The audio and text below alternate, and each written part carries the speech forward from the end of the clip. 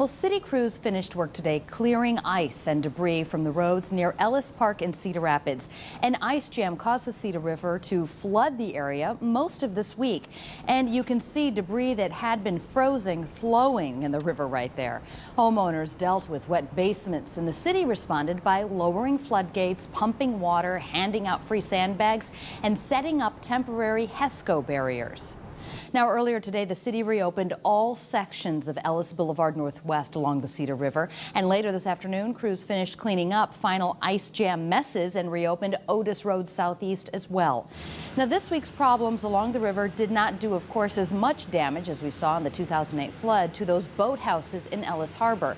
This is video from back in 2008 when at least half the boathouses in the harbor broke loose and floated downstream, getting stuck in that railroad bridge. Most smashed right into it. That bridge is there by Quaker Oats. It took the harbor and boathouse owners years to recover from that. KCRG TV 9's Dave FRANZMAN is live at the harbor tonight. And Dave, what damage did those ice chunks and water cause there? Well, Beth, when you compare it back to 2008, hardly any at all. But that still means that the city and probably some of the boat owners here are going to have some spring repair work to take care of. Now, as you look down here, you can see some of the asphalt that was washed off of the access road here. The ice also knocked down some power poles. But overall, probably more mess than actual destruction. Pushing large blocks of ice isn't the same as plowing snow, but the goal is the same. Get it off the road and let it melt there. Aside from maybe a broken sign or two, crews really didn't find a lot of damage to Ellis Boulevard itself. We don't anticipate any pavement problems. If we did, we would have those, and we'd make sure that they're taken care of with pothole patching before we open the road. Crews will probably return later in the spring to reseed ground scraped bare by blades and the ice.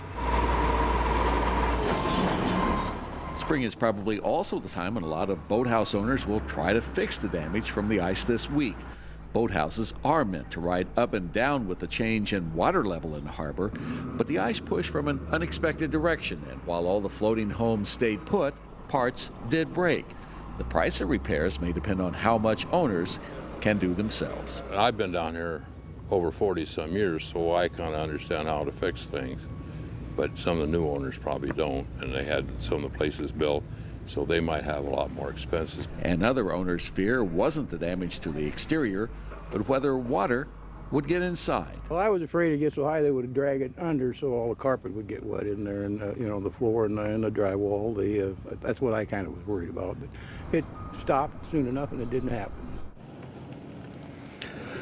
Now, boathouse owners tell me that the flood of 2008 did, and the resulting damage, of course, did teach them more about what it takes to keep these floating structures secured to shore, and it was a lesson that they obviously put to good use this week. Live in Cedar Rapids, Dave FRANZMAN, KCRG, TV 9 News.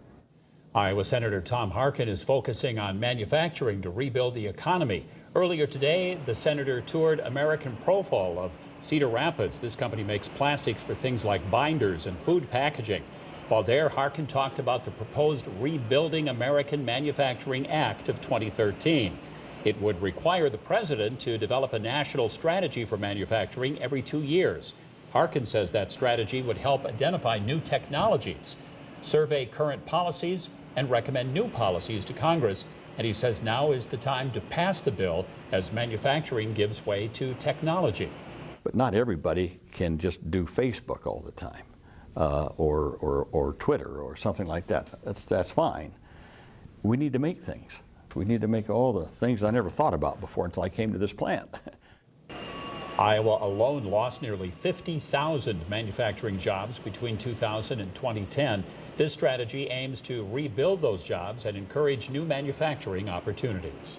525,600 minutes. That's one way to measure a year. But Iowa lawmakers are debating how districts should measure the school year, days or hours.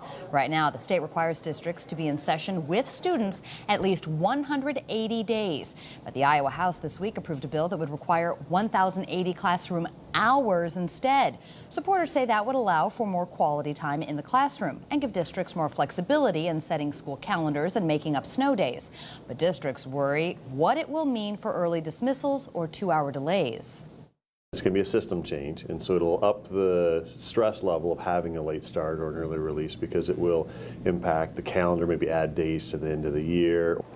The House passed the bill overwhelmingly, 84-16. It is now in a Senate committee. Well, today, dozens of University of Iowa medical students found out where the next chapter in their lives will take place. The annual match day of the College of Medicine sent future doctors around the country to complete their residencies. One student we talked to says he's excited to be going back home and beginning his work at the Mayo Clinic in Minnesota. Med school's rough, so yeah. But I know, I put Mayo #1 because it's a good program, plus it's closer to my home with my grandparents and all that stuff. So I'm just really excited to move closer to home with my grandparents. More than 100 medical students were matched at today's reception.